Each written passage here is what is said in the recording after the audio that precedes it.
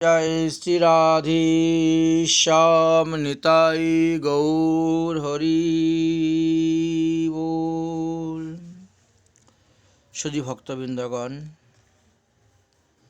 শ্রী শ্রী হরিভক্তি বিলাস নামক গ্রন্থের নবম বিলাসে 82, 83, 84, 85, 86 এই কয়েকটি নং শ্লোকে বৈষ্ণব শ্রাদ্ধর বিধান সম্পর্কে আলোচনা করে গিয়েছেন। যদি কেউ মারা যায় তাহলে তার উদ্দেশ্যে বৈষ্ণব শ্রাদ্ধ করলেই অতি উত্তম হয়, এই বিষয়ে বর্ণন করে গিয়েছেন। তত কৃষ্ণা প্রীতিনৈভ শুদ্ধেনা অন্যেন বৈষ্ণব বৈশ্যদেবাদিকং দেবং কর্ম পৈতৃকম সাধয়েৎ। আচ্ছা, বৈষ্ণব বিধি অনুসারে শ্রাদ্ধ আর স্মার্তমত বা জড় কর্ম অনুসারে শ্রাদ্ধ, দুটার মধ্যে পার্থক্যটা কি? আমরা তো দুটি মতই দেখতে পাচ্ছি। স্মার্ত মত অবলম্বনকারী অধিকাংশ লোক, আর বৈষ্ণব শ্রাদ্ধ বৃদ্ধি করেন বড় কম লোক। পার্থক্যটা যখন আমরা শাস্ত্রের বিভিন্ন সিদ্ধান্ত নিয়ে আলোচনা করব, তখন মানুষ বুঝতে পারবে যে বৈষ্ণব বিধি অনুসারেই শ্রাদ্ধ করা একান্ত প্রয়োজন। এই কথা গরুড় পুরাণে ভগবান শ্রীকৃষ্ণ স্বয়ং বলে গিয়েছেন। স্মার্তমত যারা অবলম্বনকারী তারা কি করেন? তারা আত্মার প্রেতত্ব প্রাপ্তি হয় এই কথা বলে শ্রাদ্ধ করেন। কিন্তু বৈষ্ণব মতে হলো যে যারা হরিনাম করেছেন, ভজন করেছেন, তীর্থ ভ্রমণ করেছেন, একাদশী আদি ব্রত করেছেন, ভগবানকে প্রতিদিন প্রণাম করেছেন, তাদের আত্মার প্রেতত্ব হয় না।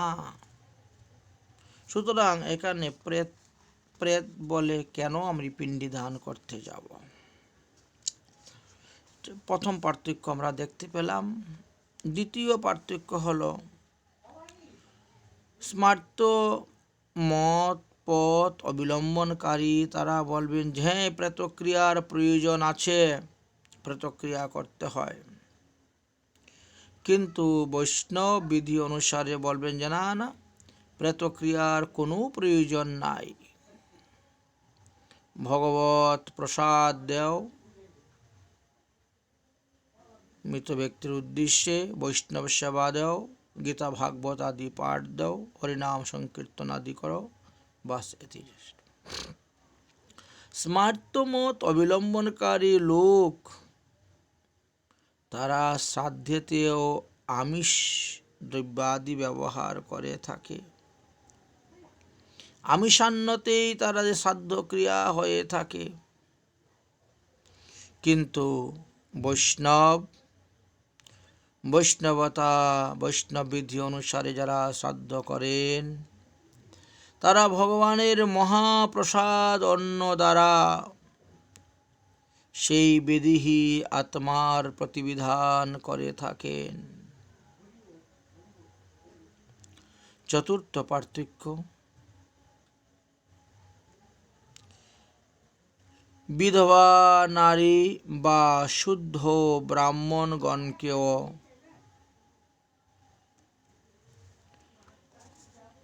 বুড়া মাছ জ্ঞানে দুগ্ধ কদলী অর্পণ করতে হয়।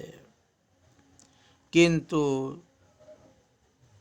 বৈষ্ণব বিধি অনুসারে কেবলমাত্র ভগবানের মহাপ্রসাদই নিবেদন করার বিধান।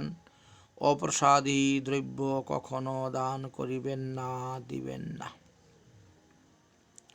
স্মার্তমত অবলম্বনকারী ব্যক্তিগণ প্রায়শই একাদশীতেই তারা শ্রাদ্ধ করেন, শ্রাদ্ধ কর্তব্য আদি আলোচনা করেন।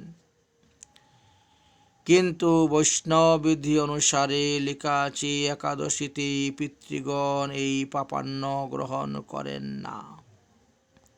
একাদশীতে যে শ্রাদ্ধ করবে সে নরকে যাইবে, যার উদ্দেশ্যে শ্রাদ্ধ করা হবে সে নরকে যাইবে, এবং যারা সেই শ্রাদ্ধে ভোজন করবেন তারাও নরকে যাইবেন। কারণ পাপান্ন, পৃথিবীতে যত প্রকার পাপ আছে সমস্ত প্রকার পাপ অন্যকে আশ্রয় করিয়া আছে। অতএব কখনো একাদশী ব্রতেতে শ্রাদ্ধ করিবেন না, বরং দ্বাদশীতে গিয়ে শ্রাদ্ধ করিবেন, একাদশীতে উপবাস থেকে।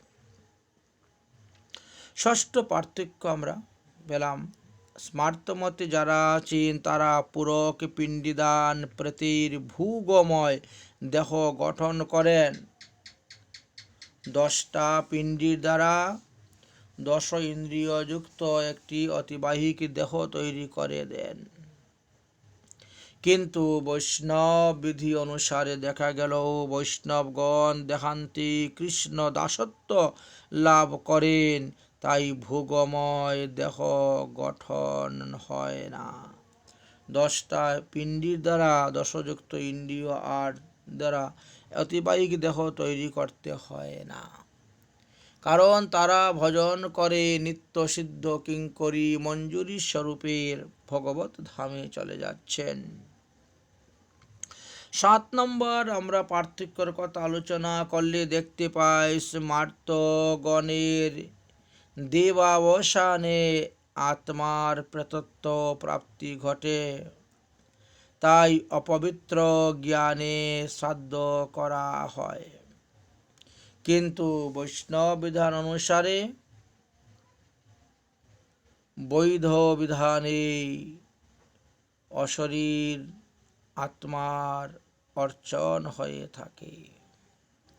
8 নম্বর পার্থক্য দেখতে পেলাম, তপ্ত সলীলা বৈতরণী পার হওয়ার জন্য স্মার্তমত অবলম্বনকারীরা বলেন যে গরুদান করতে হবে, গরুর লেজ ধরে বৈতরণী পার হবেন।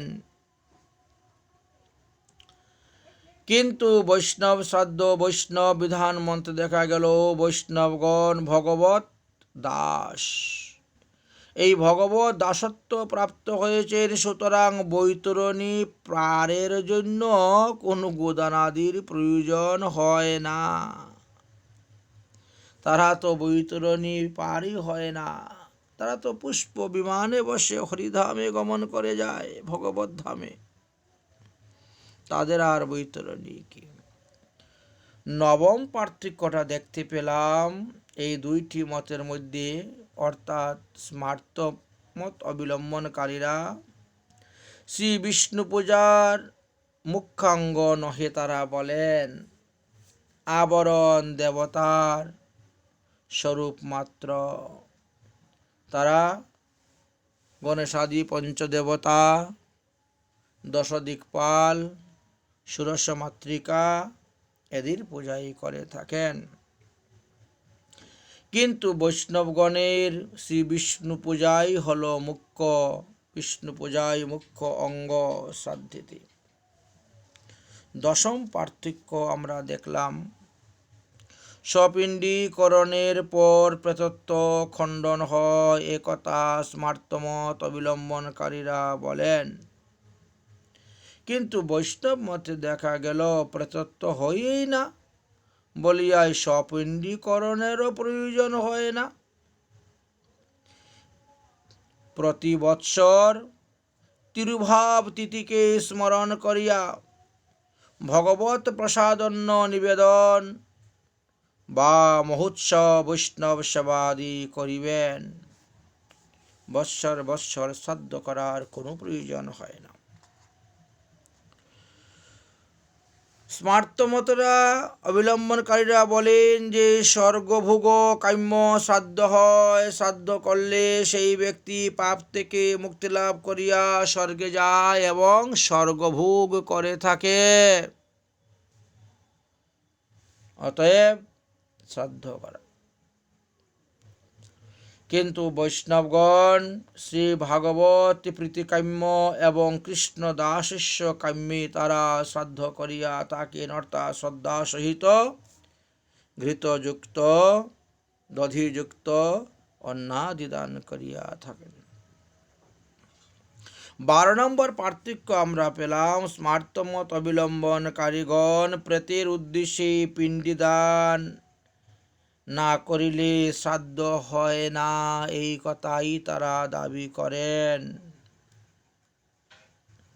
কিন্তু শুদ্ধ বৈষ্ণবগণ বৈষ্ণব শ্রাদ্ধবিধি অনুসার দেখা গেল পিতৃগণের প্রীতির জন্য ভগবত পূজা করিলেই শ্রাদ্ধ সিদ্ধি হয়ে যায়, পৃথকভাবে পিণ্ডিদানের প্রয়োজন হয় না। 13 নম্বর পার্থক্য আমরা দেখতে পেলাম, স্মার্তমত অবলম্বনকারীরা বলেন প্রেতক্রিয়ার সময়ে বিষ্ণুকে অন্তরালে রাখিতে হয়, আর শুদ্ধ সদাচার সম্পন্ন বৈষ্ণবগণ বৈষ্ণব শ্রাদ্ধ বিধি অনুসারে বলেন আদি হইতে অন্ত পর্যন্ত সমস্ত ক্রিয়া শ্রী বিষ্ণুর সান্নিধ্যে করাই কর্তব্য, বিষ্ণুকে সরাবেন না। 14 নম্বর পার্থক্য যদি আমরা আলোচনা করি তাহলে দেখতে পাই কর্ম জড় স্মার্ত ব্রাহ্মণের প্রেত শ্রাদ্ধা অন্ন প্রীতির সহিত গ্রহণ করিতে হয়, আর বৈষ্ণব শ্রাদ্ধ অনুসারে সাত্তদগণ প্রেশ্রাদ্ধের জন্য আনিত দ্রব্যাদি গ্রহণ করেন না। বিশুদ্ধ শাশ্বত স্মৃতির পর শ্রাদ্ধে এবং জড়কর্মীয় স্মৃতির পর শ্রাদ্ধে আরও একটি বৈগুণ্যতা লক্ষ্য করা যায়। যেমন কর্মকাণ্ডীয় জড় স্মার্ত বিধানের প্রধানত ব্রাহ্মণগণের ভোজ্য দ্বারা পিতৃগণের প্রীতিবিধান করা হয়, আর বিশুদ্ধ সত্য বিধানে শ্রী ভগবানের পূজার্চনার দ্বারা পিতৃগণের সন্তুষ্ট সাধন করা হয়। তাহলে এটা 15 নম্বর পার্থক্য পাওয়া গেল। 16 নম্বরে বললেন স্মার্ত বিধান অনুসায়ী অধুনা মানে বর্তমানে ব্রহ্মজ্ঞান সম্পূর্ণ প্রকৃত বেদ পারজ্ঞ শ্রদ্ধার্ঘ ব্রাহ্মণের অভাববশত সর্বস্থলেই দর্বময় ব্রাহ্মণ কল্পিত হইয়া থাকেন। শ্রাদ্ধে ব্রাহ্মণ কল্পনার উদ্দেশ্যে অনেক প্রমাণ শাস্ত্রে তুলে ধরেছেন। এই যে ব্রাহ্মণের মুখে দেবতা বা পিতৃগণ ভোজন করেন বলে মনুসংহিতাতে আলোচনা করে গিয়েছিলেন। যস্যাসেন সদাস্যনতি হব্যানি ত্রিদেবৈক কব্যানিশ্চৈব পিতর কিন্তু তরমধিকম তত। এই কারণবশতই জড়কর্ম স্মার্তগণ ব্রহ্মজ্ঞ ব্রাহ্মণের অভাবে কুসময় কল্পিত ব্রাহ্মণকে ভোজন করাইয়াই নিজ নিজ পিতৃগণের প্রীতিবিধান বা উদ্ধারের ব্যবস্থা করিতেছেন। মৃত ব্যক্তির তৃপ্তির উদ্দেশ্যে ব্রাহ্মণগণকে অন্ন ব্যঞ্জনাদি সহ ফল মূল ভোজন করাইয়া পরে কুশান্তীর্ণ করিয়া মৃতের উদ্দেশ্যে পিণ্ডদান করার প্রথাও কোথায় কোথায় দেখা যায়। কিন্তু শাশ্বত বিধানে অর্থাৎ বৈষ্ণব বিধান অনুসারে নিত্যধাম প্রাপ্ত পিতৃগণের তৃপ্তি সাধনের হেতু অন্ন ব্যঞ্জন সহ ফল মূলাদি ভোজ্য দ্রব্য সকল শ্রীহরিকে অর্পণ করা হয়। শ্রীহরির অর্চন করা হয় বিধি বিধান অনুসারে। তারপরে সেটা ব্রাহ্মণ বৈষ্ণবগণ ভোজন করার পর গিয়ে তার উদ্দেশ্যে কার্য করা হয়। স্কন্দ পুরাণে ব্রহ্ম নারদ সংবাদে লেখা আছে, পিতৃণ উদ্দেশ্য জয়ী পূজা কেশবৈশ্য কৃতা পরে, তয়াতে নারিকাং পীরং মুক্তিং জানতি মহামুনে। হে মহামুনে, যাহারা পিতৃগণের উদ্দেশ্যপূর্বক ভগবান শ্রীকৃষ্ণের অর্চন করেন, তাহাদের সেই পিতৃগণ নরক যন্ত্রণা হইতে পরিত্রাণ লাভ করিয়া মোক্ষপ্রাপ্ত হয়ে থাকেন। এই বিধান বর্তমান যুগের জন্য নহে বলিয়া এড়াইয়া চলে যায় অন্যান্য লোক স্মার্তমতগণ। তারা বলে এটা আবশ্যকতা নাই। ধ্যান্তে মানবা লোকা কলিকাল বিশেষত যে কুর্বন্তি হরির নিত্যং পুত্রার্থ পূজনাম মুনে। হে ঋষি, যে সকল ব্যক্তি প্রতিদিন পিতৃগণের উদ্দেশ্যে ভক্তি সহকারে শ্রীহরির অর্চন করেন, গয়া শ্রাদ্ধাদি বা বহু বহু পিণ্ডিদানে তাদের কি প্রয়োজন? অর্থাৎ তাহাদের গয়া শ্রাদ্ধাদিরও কোনো আবশ্যকতা হয় না।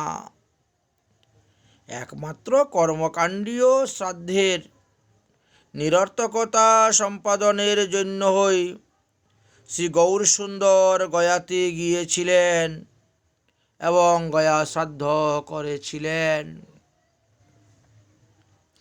শ্রীল ঈশ্বর পরিপাদকেও তিনি বলেছিলেন, চৈতন্য ভাগবতের আদিলীলার 17 অধ্যায়ের 50 থেকে 55 নং পয়ারে দেখবেন, প্রভু বলেন, গয়া শ্রাদ্ধ সফল আমার, যতক্ষণে দেখিলাম চরণ তোমার। তীর্থে পিণ্ড দিলে যে নিস্তরে পিতৃগণ, সেই যারে পিণ্ড দে তরে সেই জন।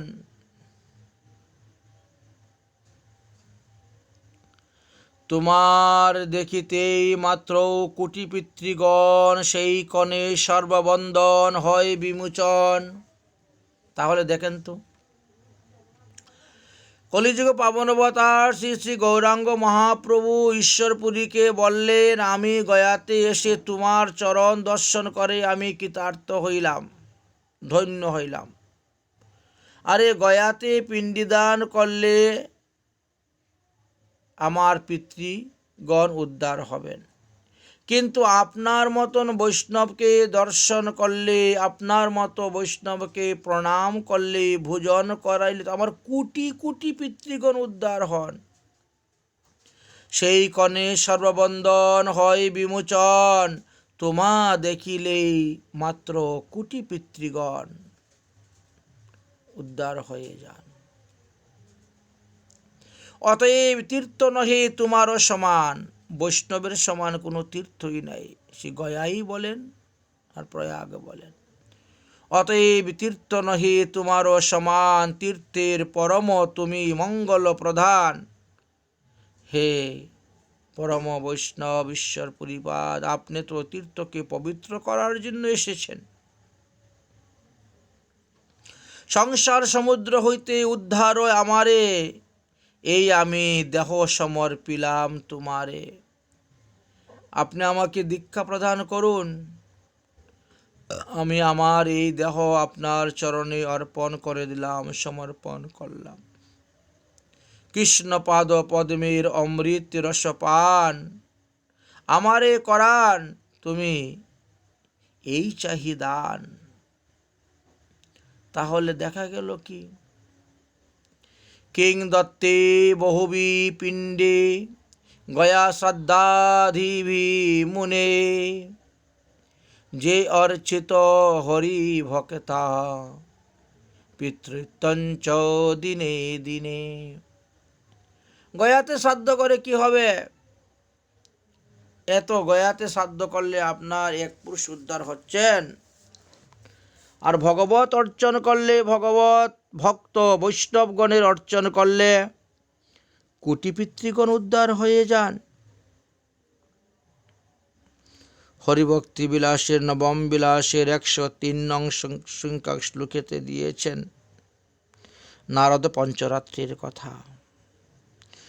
স্বভাবস্তে কর্ম জরানো বঞ্চয়ন দ্রবিণাদিভি হরের নৈবেদ্যম সম্ভবান বৈষ্ণবেভ্যো সমর্পয়েৎ।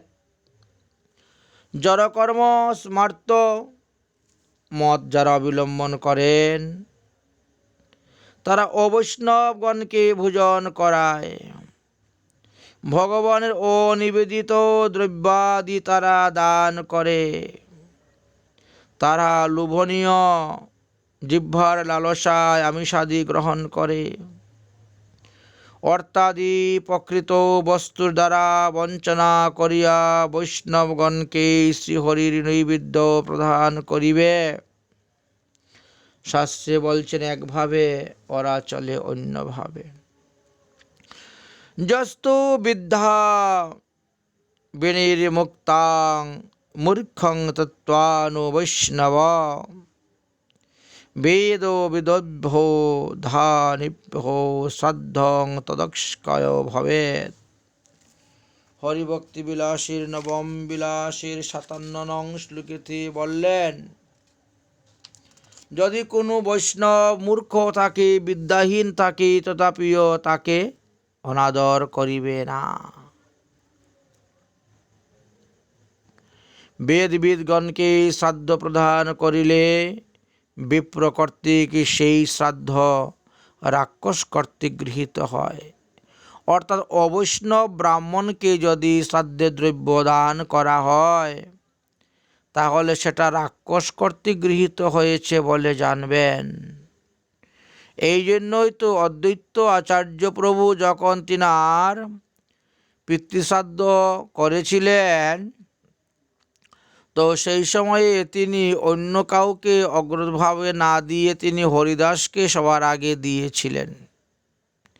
হরিদাস ঠাকুরের প্রতি অদ্বৈত আচার্যের আচরণটা আমরা চৈতন্য চরিতামৃতের অন্তলীলার 3য় পরিচ্ছেদের 291 নং পয়ার হইতে 219 নং পয়ার হইতে আমরা দেখতে পাই, লেখা আছে। আচার্য কহেন, তুমি না করিও ভয়, সেই আচরিব যেই শাস্ত্রমত হয়। আরে হরিদাস, তুমি খাইলে হয় কোটি ব্রাহ্মণ ভোজন, এত বলি শ্রাদ্ধপাত্র করাইলা ভোজন। একজন বৈষ্ণব যদি ভোজন করেন তাহলে 1 কোটি ব্রাহ্মণ ভোজন করাইলে যেই ফল সেই ফল পাওয়া যায়। কত সুন্দর দৃষ্টান্ত দিয়ে গেলেন শ্রী চৈতন্য চরিতামৃত গ্রন্থেতে। তাই বললেন,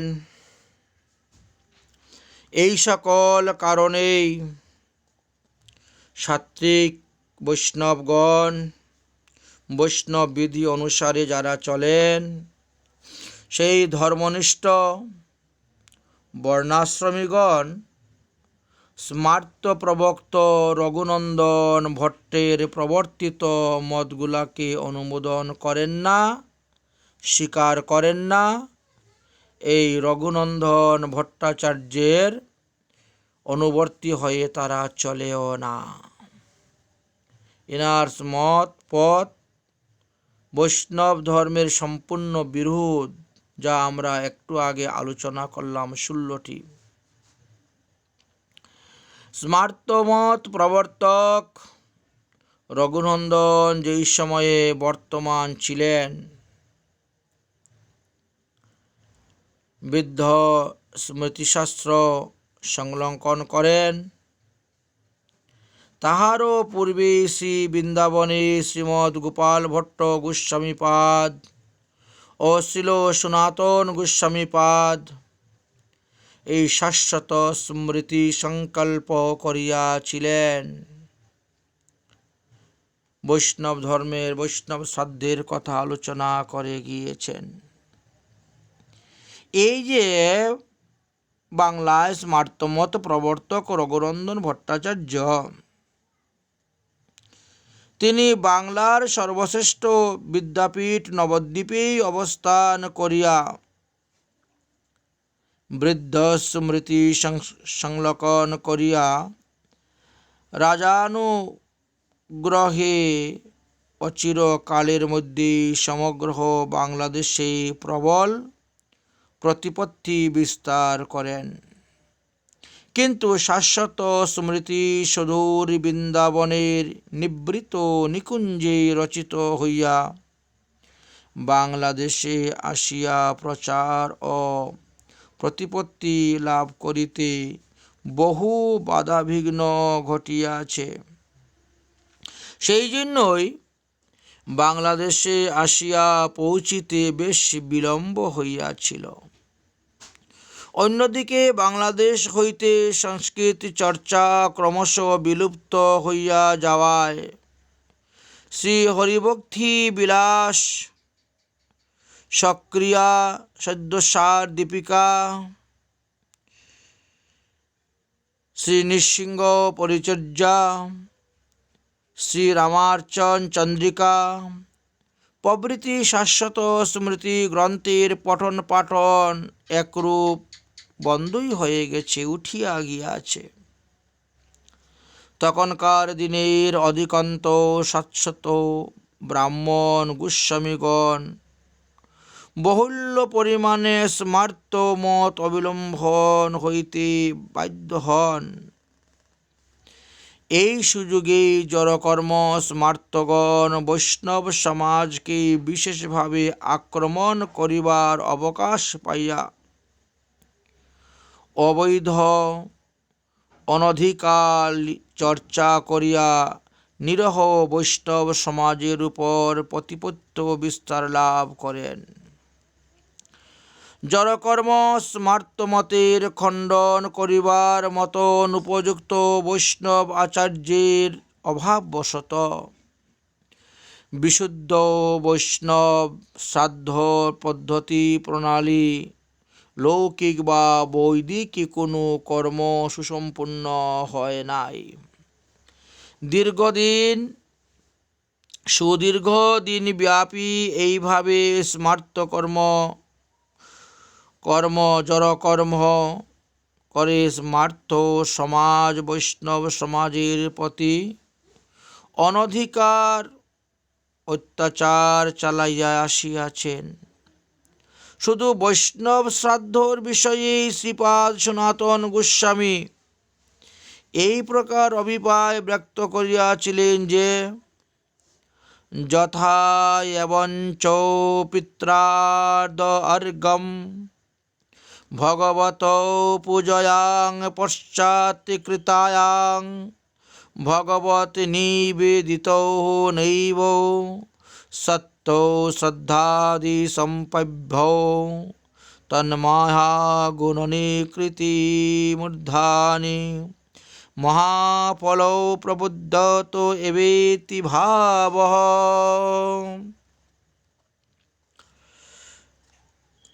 যদ্বা শ্রাদ্ধ কার্যতি পরিত্যজ্যং পিত্রার্থৌ ভক্তি বিশেষণ ভগবত পূজায়া সত্যম এব ফল বিশেষ সিদ্ধার্থম।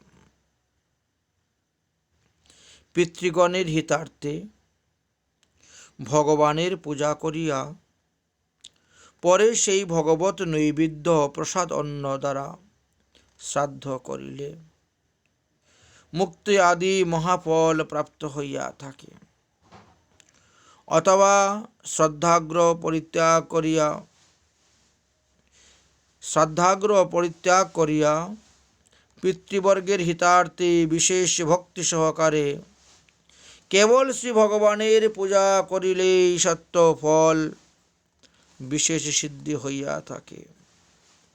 সেইরূপ উদাহরণ দিলেন, যে রূপে তরুমূলে জলসেচন করিলে তাহার স্কন্দ ভুজ শাখা প্রশাখা তৃপ্তি সাধিত হইয়া থাকে, তদ্রূপ ভগবানের প্রীতিতেই পিতৃগণ তৃপ্তি সাধিত হইয়া থাকেন। কর্মকাণ্ডীয় শ্রাদ্ধের রীতি অনুসারে কেবল নিজের শ্রদ্ধাপূর্বক অন্নাদি দান করিলে শ্রীকৃষ্ণ ভক্ত বা কৃষ্ণ বা সাত্ত্বতজনের পিতৃগণের কখনো তৃপ্তি সাধন হয় না। ভাগবত উচ্ছিষ্ট মহাপ্রসাদের এখানে অপেক্ষা করে, ইহাই হল তাৎপর্য। কর্মকাণ্ডীয় বিদ্ধ শ্রাদ্ধে ব্রাহ্মণের মুখে ভোজন করিয়া পিতৃগণ এবং দেবগণ তৃপ্তি হন। যদি তাহাতে এত শ্রদ্ধা ভক্তির পরাকাষ্ঠা থাকে, তবে বধর্মময় ব্রাহ্মণ স্থাপনের প্রয়োজনীয়তা কি ছিল? যেহেতু স্থূলকায় ব্রাহ্মণ ভ্রুভুকে বসাইয়া শ্রাদ্ধকার্য সম্পাদন করা চলে না কেন? শাশ্বত শ্রাদ্ধ মতে অর্থাৎ বৈষ্ণব শ্রাদ্ধ মতে ভগবানের প্রীতিতেই পিতৃগণ দেবগণ তৃপ্ত হইয়া থাকেন এবং মহাপ্রসাদ ভোজন করিয়াই কৃতার্থ হন। এই কারণবশতই শুদ্ধ সাত্ত্বত শ্রাদ্ধ বিধানে বধর্মময় ব্রাহ্মণ স্থাপনের প্রয়োজন হয় না, অর্থাৎ কুশের দ্বারা ব্রাহ্মণ তৈরি করতে হয় না। শ্রী ভগবানের অর্চামুখী অথবা শ্রী শালগ্রাম স্থাপনই প্রশস্ত বিধি। নৈবেদং পরতং নাস্তো দৃষ্টব্য স্বীকৃতম ময়া ভক্তস্য রসনাগ্রেণ রসমাপ্নোতি পদ্মজ। ব্রহ্মপুরাণে বললেন, ভগবান শ্রীমুখে ব্রহ্মাকে বলছেন, হে পদ্মজনী, মদীয় শ্রী শালগ্রামাদি মূর্তির সম্মুখে যে অন্ন অর্পিত হয়, তাহা কেবল দর্শন দ্বারাই স্বীকার করি, কিন্তু ভক্তগণের রসনাগ্রে তাহার রস আস্বাদন করিয়া থাকি। অর্থাৎ ভগবানকে যে নৈবেদ্য অর্পণ করা হয়, ভগবান দৃষ্টির দ্বারা তাহা গ্রহণ করেন এবং বৈষ্ণবরা যখন সেই প্রসাদ গ্রহণ করেন, তখন ভক্ত বৈষ্ণবের জিহ্বার দ্বারা তিনি সেটা আস্বাদন করেন। সায় অর্চনা দেবী বিশ্বস্তু পৃথুভবন্তি মাধব দৃষ্টভাগবত সন্ন্যং যো ভুঙ্ক্ত হি ভক্তবৎসল নারায়ণং পরবৃদ্ধানং যৎসাসং প্রীতিমানসো অশ্নতি তদ ধরেরাসং গতম অন্নম ন সংশয়। লিঙ্গ পুরাণেতে বললেন, ভক্তবৎসল বিশ্ব আত্মা শ্রীহরি নিজের অর্চনা অপেক্ষাও বৈষ্ণবদের অন্ন দর্শনে অধিক প্রীতি হন এবং তাহা ভোজন করেন। হরিপরায়ণ সুধী ব্যক্তিগণ প্রসন্ন চিত্তে যে অন্ন ভোজন করেন, সেই অন্ন নিঃসন্দেহে শ্রীহরির মুখপদ্মগত হইয়া থাকে। দৈবী পাত্রে চৌজো দদ্যাৎ বারিমাত্রস্থো বৈষ্ণবে সপ্তদধি সমং ভোক্তাং পিতৃনাম প্রতিষ্ঠতি। দেবকার্য বা পিতৃকার্যে বৈষ্ণবকে জল মাত্র অর্পণ করিলেহ সেই জল সপ্তসাগর তুল্য হইয়া পিতৃগণের সমীপে উপনীত হন। এই জন্যই বৈষ্ণব সাধ্যে অবৈষ্ণব ভোজন করার অধিক প্রশস্ত মনে করেন। এই কারণেই শ্রীমৎ অদ্বৈত আচার্য প্রভু তদীয় পিতৃশ্রাদ্ধে শ্রীল হরিদাস ঠাকুরকেই সাধ্যপাত্র অর্পণ করিয়াছিলেন বলিয়া শাস্ত্রে দেখা যায়। তুমি খাইলে হয় কোটি ব্রাহ্মণ ভোজন। নারদীয় পুরাণেও এই বিষয়ে আলোচনা করা আছে। যো বিষ্ণু ভক্তনাম নিষ্ক্রমাণং ভুজ্যন্তে শ্রদ্ধয়াম্বিতা ত্রিসপ্ত কুলো সংযুক্তং সজান্তি হরিমন্দিরম।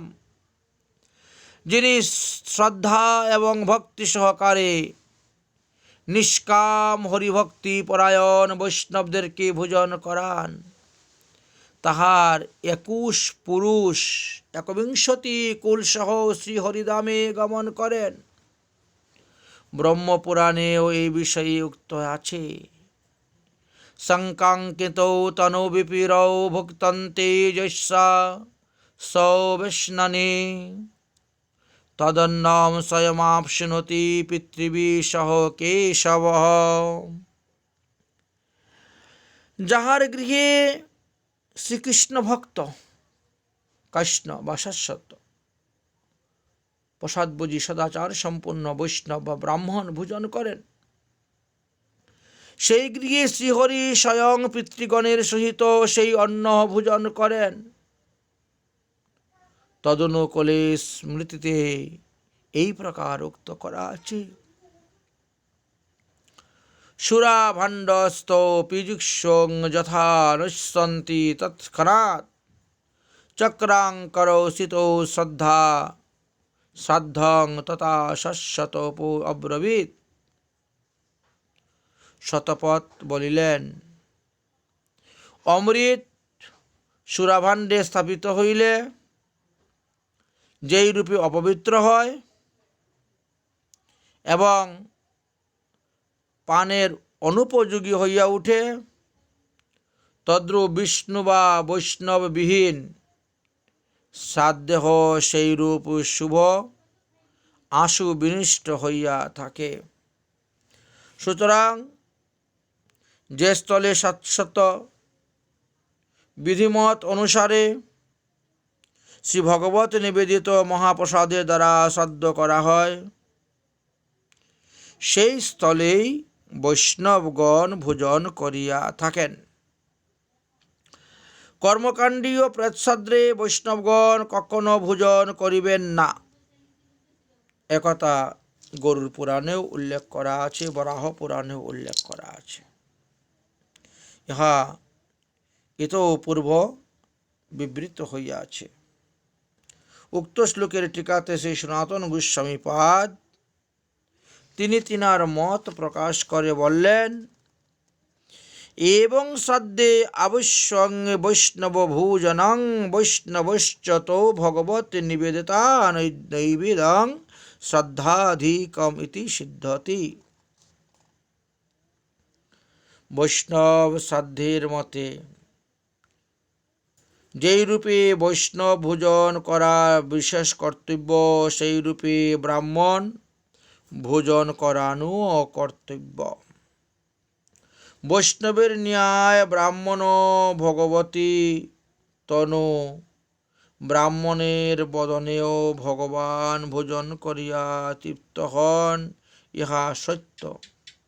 কিন্তু অত্রিমুনি বললেন, ব্রহ্ম তত্ত্বং ন জানাতি ব্রহ্মসূত্রেণ গর্ভিত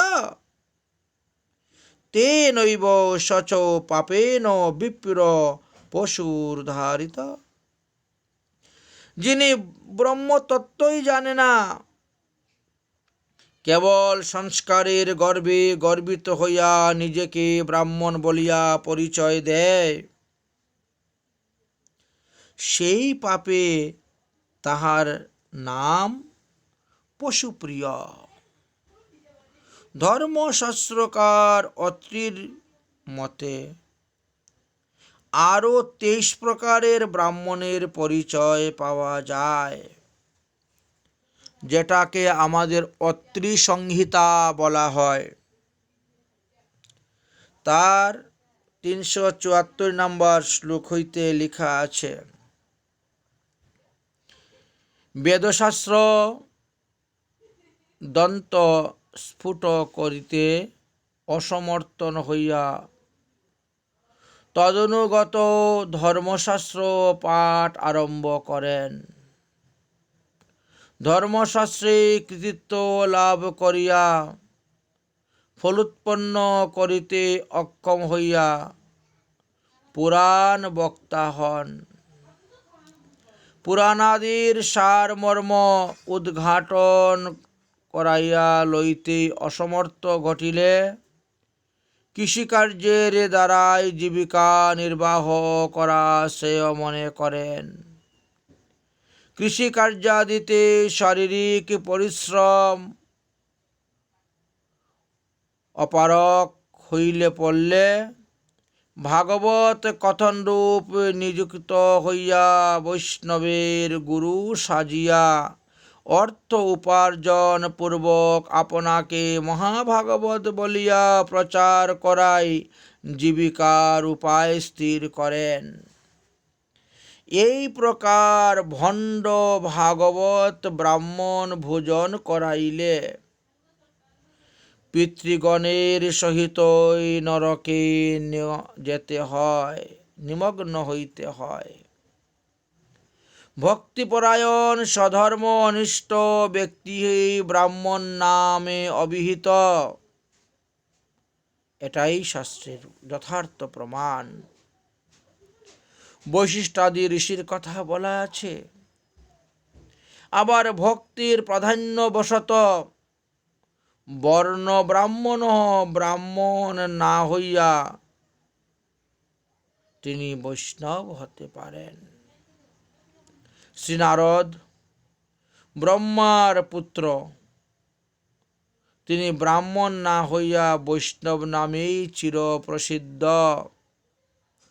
অতএব প্রকৃত ব্রাহ্মণত্ব যে বৈষ্ণবেতেই অধীন, তাহা শাস্ত্রপাঠে বিশেষ রূপে অবগত হওয়া যায়।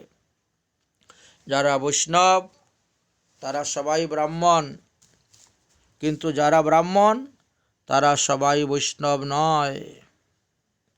এই কারণেই একজন বৈষ্ণব ভোজন করাইলেও ব্রাহ্মণ বৈষ্ণব এই উভয়ই ভোজনের ফল লাভ হইয়া থাকে। তজ্জন্য বৈষ্ণব বিধি অনুসারে শ্রাদ্ধেতে বৈষ্ণব ভোজনের অধিক প্রাধান্যতার আবশ্যকতার মহিমার কথা বর্ণন করে গিয়েছেন। সেখানে অবৈষ্ণব ব্রাহ্মণকে ভোজনের কথা বলা হয় নাই। আমরা এই পর্যন্ত বুঝতে পারলাম বৈষ্ণব শ্রাদ্ধ বিধান অনুসারে করলে আমাদের কি লাভ, এবং স্মার্ত মত অবলম্বন করে যারা শ্রাদ্ধ করতেছেন তাদের কি ক্ষতি হচ্ছে, এটা তারা বুঝতে পারছেন না।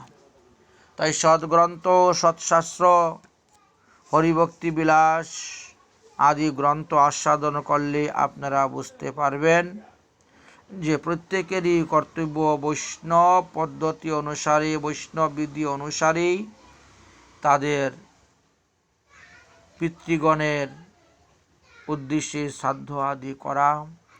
আমরা আজকে স্মার্তমত এবং বৈষ্ণবমতে শ্রাদ্ধ সম্পর্কে শাস্ত্র সিদ্ধান্ত অনুসারে যৎকিঞ্চিৎ আস্বাদন করলাম। আজকের মতন ভাগবতীয় কথা এখানে বিশ্রাম। যদক্ষরম পদবষ্টং মাত্রাহীনশ্চ যদ্ ভবেৎ তৎসর্বৎ ক্ষমতাং দেবং প্রসিদ্ধং পরমেশ্বরম। ওম সর্বে ভবন্তু সুখিনঃ, সর্বে সন্তু নিরাময়াঃ, সর্বে ভদ্রাণি পশ্যন্তু, মা কশ্চিৎ দুঃখভাগ্ ভবেৎ। ওম শান্তি, ওম শান্তি, ওম শান্তি।